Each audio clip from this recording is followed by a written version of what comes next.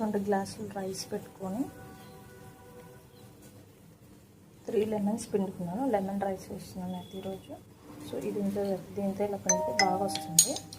Plus చూసారు కదా ఇక్కడ తాళం పెట్టుకున్నాను.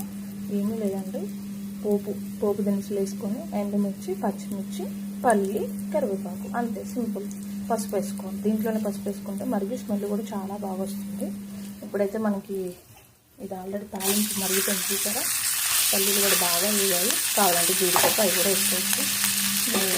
మా మిడిల్ క్లాస్ కదా, మా జీడిపప్పులు అట్లా అయినాయి కదా. సో దీంట్లో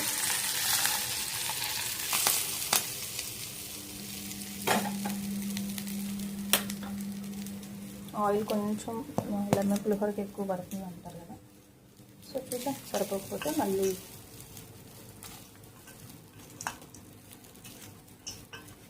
లెమన్ కూడా ఆల్రెడీ పిండేసుకున్న తర్వాత లెమన్ పిండుకొని ఎక్కువసేపు ఉండకూడదు, వెంటనే తాలింపు వేసేసుకోవాలి. ఎందుకంటే రైస్ అంతా మళ్ళీ మెత్తపడిపోతూ ఉంటుంది. సూపర్ ఉంది కదా ఫ్రెండ్స్, చాలా అంటే చాలా బాగుంది. మీరు కూడా ట్రై చేయండి. ట్రై చేసి ఎలా వచ్చిందో చెప్పండి.